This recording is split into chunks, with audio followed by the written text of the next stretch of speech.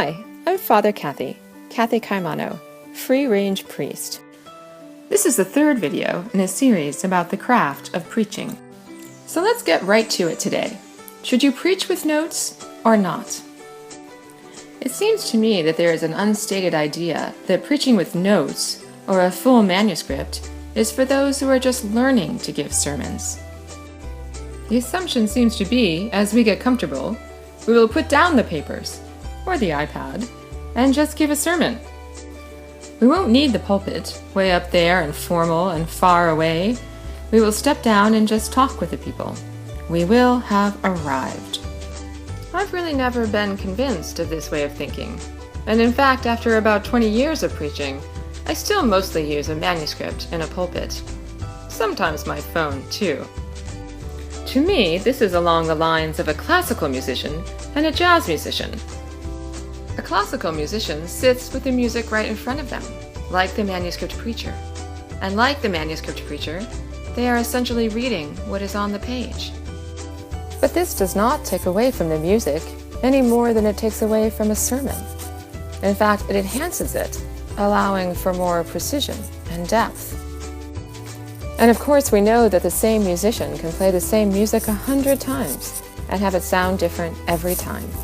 The same is true for a sermon. Conversely, no matter how good the music is, if the musician is not skilled, it won't sound very good. This also holds true for the preacher. And conversely, an excellent preacher or an excellent musician can make even the most meager markings sing. Now back to the jazz musician, or in our analogy, preaching without notes. Most jazz musicians do not have music in front of them, and they do a lot of improvisation. But they're not just making it up. In fact, jazz musicians practice intensely, so there is discipline even in their unplanned moments. This is also true for preaching without notes. Like with jazz, it offers the opportunity for more spontaneity, but it also takes practice and a real depth of knowledge of what you're doing and where you're going.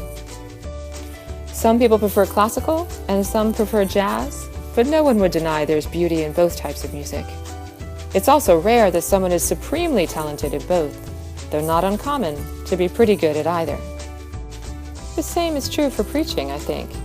We are drawn to one style or the other, and tend to be more effective in the one that we are more comfortable with. There are some things that can affect our preaching style, though, and should influence it. Liturgy and architecture and numbers come to mind. If the service is very informal, it's often easier and more effective to preach without notes, for instance.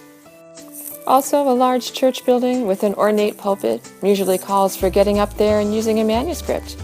It's partially for acoustics, partially to honor the formality of the space.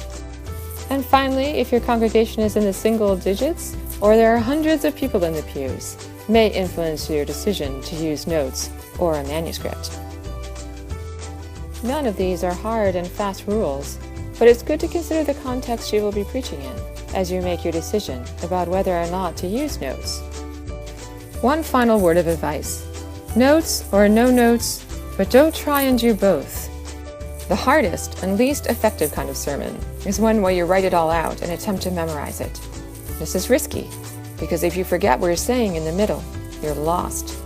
It can also come across as rather robotic as you recite it. Better, if you're not using notes, to memorize the major points.